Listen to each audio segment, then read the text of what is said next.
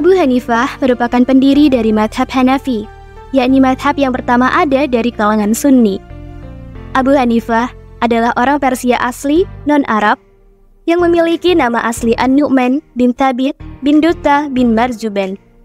Beliau diberi nama Nu'man sebagai harapan di masa depan bisa menjadi orang besar sebagaimana Nu'man, yakni salah satu raja di Persia. Beliau mendapatkan gelar Abu Hanifah karena beliau adalah seseorang yang rajin melakukan ibadah kepada Allah dan bersungguh-sungguh terhadap kewajibannya dalam agama dan menuntut ilmu. Hanifah berasal dari kata Hanif, dalam bahasa Arab artinya cenderung atau condong kepada kebenaran. Abu Hanifah lahir pada tahun 699 Masehi di Kufah, Irak, dan meninggal pada tanggal 14 Juni tahun 767 Masehi di Baghdad, Irak. Abu Hanifah dilahirkan dalam keadaan Islam. Ayahnya adalah seorang pedagang dan masih memiliki hubungan darah dengan Rasulullah. Semasa kecilnya, Abu Hanifah sering mendampingi ayahnya berdagang sutra di pasar. Selain membantu ayahnya berdagang, Abu Hanifah juga rajin mendalami ilmu-ilmu Al-Quran, sehingga ia mampu menghafal Al-Quran serta ribuan hadis. Bagaimana putra seorang pedagang, Abu Hanifah pun kemudian berprofesi seperti ayahnya, yakni pedagang. Ia mendapatkan banyak sekali keuntungan dari profesi ini. Dan di sisi lain, ia juga memiliki wawasan yang sangat luas, kecerdasan yang luar biasa, serta hafalan yang kuat. Oleh karena itu, seorang ulama bernama Imam Asy-Sya'bi yang telah mengetahui kepintaran Abu Hanifah, beliau menganjurkannya untuk terus menuntut ilmu dan belajar kepada banyak guru. Pada masa Abu Hanifah menuntut ilmu, Irak merupakan wilayah yang disibukkan dengan 3 halakoh keilmuan. Yang pertama, halakoh yang membahas tentang pokok-pokok akidah, dan yang kedua, halakoh yang membahas tentang hadis Rasulullah mulai dari metode hingga proses pengumpulannya dari berbagai negara. Yang ketiga, halakoh yang membahas tentang masalah fikih dari Al-Quran dan hadis. Abu Hanifah melibatkan diri dalam ilmu kalam, tauhid, dan metafisika. Beliau menghadiri kajian hadis dan periwayatannya, sehingga ia mempunyai andil besar dalam bidang ini. Setelah Abu Hanifah menjelajahi bidang-bidang keilmuan secara mendalam, ia memilih bidang fikih sebagai konsentrasi kajian. Abu Hanifah selalu antusias dalam menghadiri dan menyertai gurunya. Hanya saja, ia terkenal sebagai murid yang banyak bertanya dan suka berdebat, serta bersikeras mempertahankan pendapatnya. Terkadang hal ini menjadikan Syekh kesal kepadanya. Namun karena kecintaannya kepada sang murid, Syekh selalu mencari tahu tentang kondisi perkembangan Abu Hanifah. Dari informasi yang ia peroleh, akhirnya sang Syekh tahu bahwa Abu Hanifah sering sekali bangun malam dan menghidupkan malamnya dengan sholat dan tilawah Al-Quran.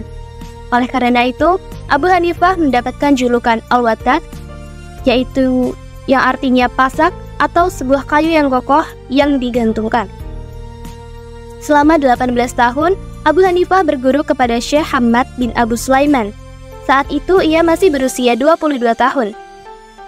Abu Hanifah juga konsisten dengan pekerjaan menulis dan menghasilkan banyak kitab diantaranya Al-Mabsut, Az-Zidayat, Al-Jami', Al-Kabir, As-Sair, As-Waghir, Ar-Rad, dan Ala Ahli Al-Madinah. Setelah Syekh Hamad wafat, Abu Hanifah menggantikan posisinya untuk mengajar ilmu fikih. Beliau kemudian memiliki ratusan murid yang diantaranya telah menjabat menjadi hakim di dinasti Abbasiyah, Saljuk, Utsmani, dan Mughal. Hingga suatu hari, nama Abu Hanifah menjadi terkenal ke seluruh negeri. Karena kesuksesannya sebagai seorang ulama, Khalifah dari dinasti Abbasiyah, yakni Abu Ja'far al-Mansur, mengutus Abu Hanifah untuk menjadi hakim di wilayah Baghdad. Namun, Abu Hanifah menolaknya dengan alasan hukum dan pemerintahan pada masa itu tidak bisa bersikap adil dan tidak berjalan sesuai dengan syariat Islam, sehingga Abu Hanifah menolak keras untuk menerima kedudukan tersebut. Akibatnya, Abu Hanifah dijatuhi hukuman penjara dan cambuk sebanyak 100 kali. Di akhir hayatnya, Abu Hanifah wafat pada masa tahanannya, yakni pada usia 68 tahun dan tepat pada tanggal 14 Juni tahun 767 Masehi. Selanjutnya, kisah Imam Abu Hanifah yang perlu diteladani. Yang pertama, saling memuji dan berbaik sangka. Ketika Imam Malik berkata, "Saya merasa tidak punya apa-apa ketika bersama Abu Hanifah. Sesungguhnya, ia benar-benar ahli fikih, wahai orang Mesir, wahai al-Laits." Kemudian, Al-Laits pun menceritakan ucapan pujian Imam Malik kepada Imam Abu Hanifah. Lalu beliau menjawab, "Bagus sekali ucapan Imam Malik terhadap Anda." Dan beliau menambahkan, "Demi Allah, saya belum pernah melihat orang yang lebih cepat memberikan jawaban yang benar dan zuhud serta sempurna melebihi Imam Malik." Yang kedua, bersikap terbuka dan mau menerima kritikan. Imam Abu Hanifah merupakan seorang yang tidak menganggap bahwa pendapat selain dirinya adalah salah. Bahkan beliau sering mengatakan, "Apa yang aku sampaikan ini adalah sekedar pendapat. Ini yang dapat aku usahakan semampuku. Jika ada pendapat yang lebih baik dari ini, ia lebih patut diambil." Beliau juga pernah ditanya, "Tuan Abu Hanifah, apakah fatwa yang Anda sampaikan telah sungguh-sungguh benar, tak ada keraguan lagi?" Beliau pun menjawab, "Demi Allah, aku tidak tahu. Barangkali keliru sama sekali." Kedua pernyataan Imam Abu Hanifah ini membuktikan bahwa beliau merupakan orang yang terbuka dan toleransi. Beliau pun bersedia mencabut atau meralat pendapatnya jika keliru dan beliau menyampaikan terima kasih kepada yang mengkoreksinya. Beliau juga tak merasa harga dirinya jatuh karena mengakui hal itu.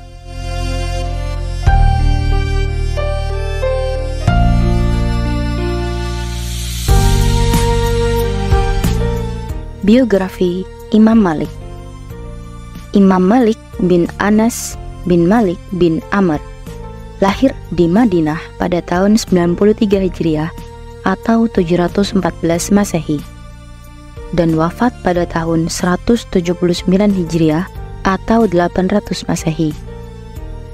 Beliau adalah pendiri mazhab Maliki yang ahli di bidang fikih dan juga hadis. Beliau juga merupakan penyusun kitab Al-Muwatta yang menghabiskan waktu 40 tahun dan kitabnya telah diperlihatkan kepada 70 ahli fikih di Madinah. Anas, ayah beliau, merupakan periwayat hadis dan Malik bin Amr, kakek beliau, adalah ulama dari kalangan tabi'in.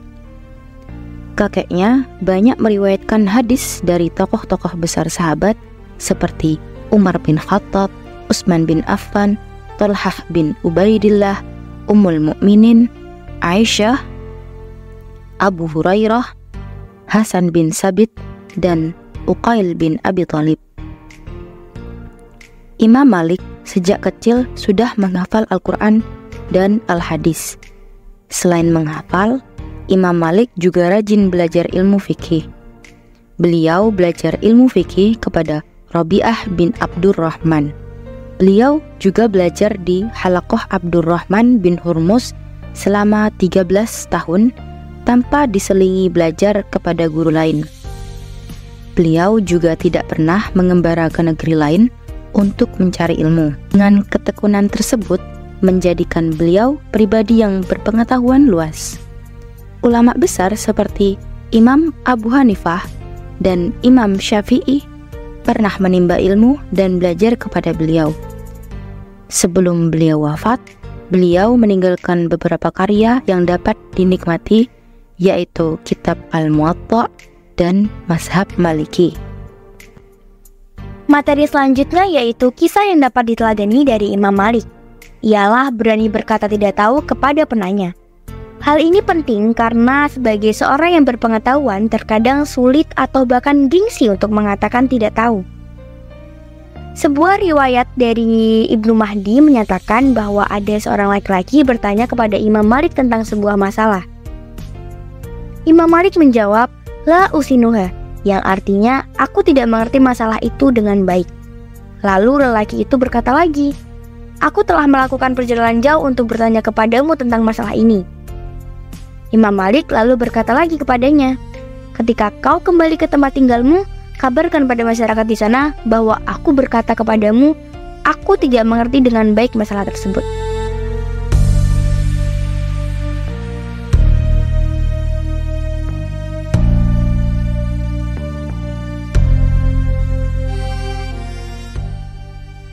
Abu Abdullah Muhammad bin Idris Asy-Syafi'i atau Muhammad bin Idris Asy-Syafi'i, beliau lahir pada tahun 150 Hijriah di Gaza, Palestina, pada tahun yang sama dengan wafatnya Imam Abu Hanifah. Imam Syafi'i wafat pada malam Jumat menjelang subuh pada hari terakhir bulan Rajab tahun 204 Hijriah atau pada tahun 809 Masehi pada usia 52 tahun. Ayah Imam Syafi'i wafat setelah 2 tahun kelahirannya, lalu ibunya membawanya ke Mekah.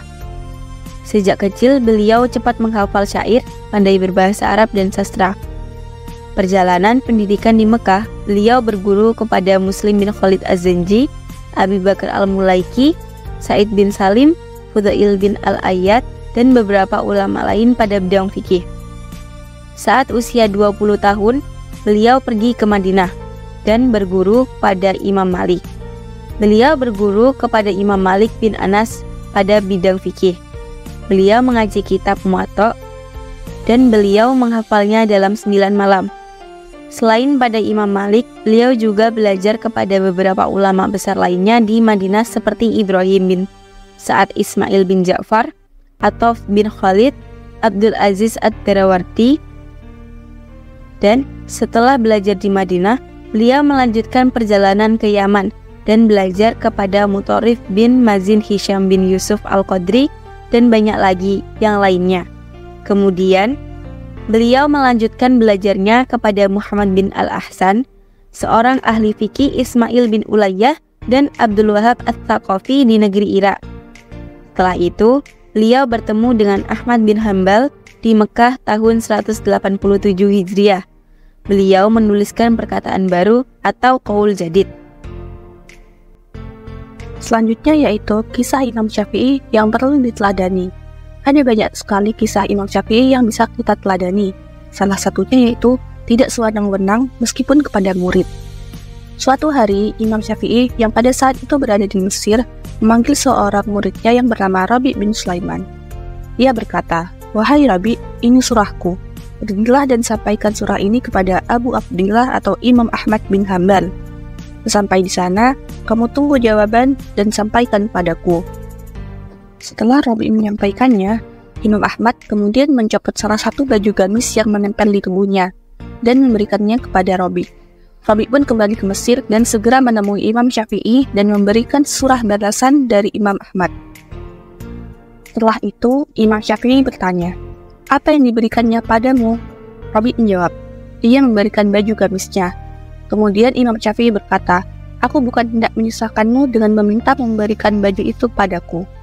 Namun, basuhlah baju itu, kemudian berikan air basuhannya padaku agar aku bisa bertabaruk dengannya." Imam Rabi menjelaskan bahwa Imam Syafi'i menyimpan air tersebut dan menggunakannya untuk cuci muka setiap hari. Hal ini menunjukkan bahwa hubungan guru dan murid tidak menjadi penghalang untuk bertabaruk sebagai bentuk pengakuan akan kesalehan dan keilmuan seseorang. Suatu ketika, Imam Syafi'i mendapat kabar bahwa kondisi Mesir pada saat itu terbagi menjadi 2 kelompok yang mengukuh akan pendapatnya, yaitu penganut mazhab Maliki dan penganut mazhab Hanafi. Imam Syafi'i pun memiliki niat untuk mendamaikan kedua kelompok tersebut. Perselisihan kedua kelompok itu terjadi karena cara pandang dalam mengenal hukum yang berbeda. Sebagai contoh, dalam menentukan bilangan salat witir, kelompok mazhab Hanafi mendapat bahwa bilangan witir adalah 3 rakaat dengan 1 kali salam. Sedangkan kelompok mazhab Maliki mengatakan bahwa witir harus tersusun dari 2 rakaat dan 1 rakaat. Imam Syafi'i menengahi kedua pendapat tersebut dengan mengatakan bahwa Rasulullah SAW salat witir dengan 1 rakaat. Dan karena itu, bilangan salat witir adalah cukup dengan 1 rakaat.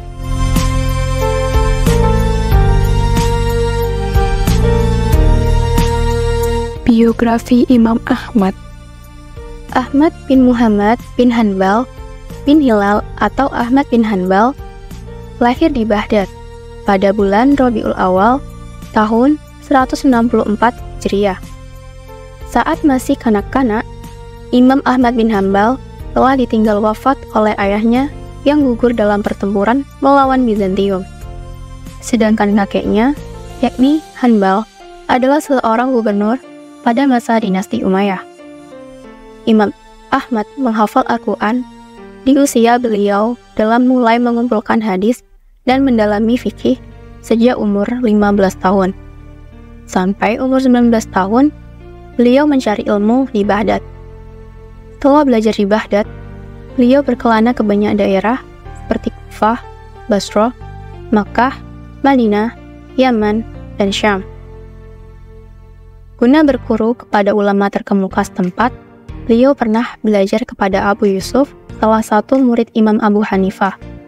Kemudian Abdul Razak, salah satu generasi pemula penyusun kitab hadis, serta Imam Syafi'i.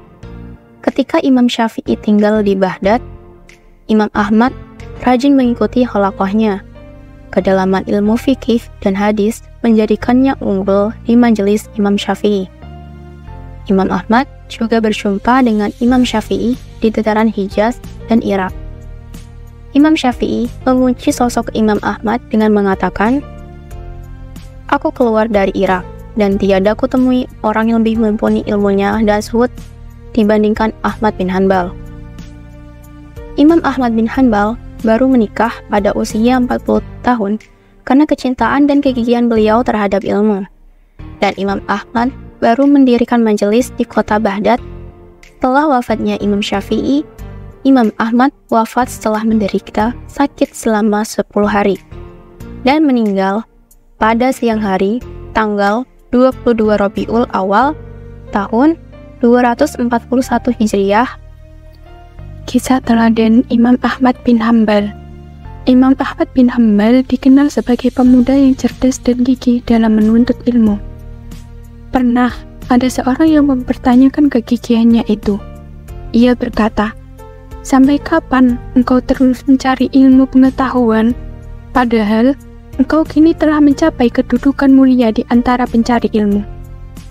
Kemudian, beliau menjawab pertanyaan tersebut dengan singkat, "Aku akan membawa dawat tinta ini hingga ke liang lahat." Pernyataan tersebut mempertegas kegigihannya di dalam mencari ilmu. Artinya, ia tidak akan berhenti mencari ilmu hingga ajal menemuinya. Pada peristiwa lain, ada seorang datang kepada Imam Ahmad bin Hanbal. Ia bertanya, "Beritakan kepada kami amalan apa yang paling utama?" Beliau menjawab, "Menuntut ilmu." Orang tersebut bertanya kembali, "Bagi siapa?" Beliau menjawab, "Bagi orang yang benar niatnya." Sekali lagi, orang itu bertanya, "Apa saja yang bisa membenarkan niat itu?" Beliau menjawab, "Dengan meniatkan dirinya agar bisa bertawaduk dan menghilangkan kebodohan darinya." Selain itu, beliau juga menambahkan, manusia membutuhkan ilmu daripada kebutuhan makanan dan minuman, sebab makan dan minum dibutuhkan sekali dalam sehari atau lebih. Adapun ilmu, ia dibutuhkan sepanjang masa.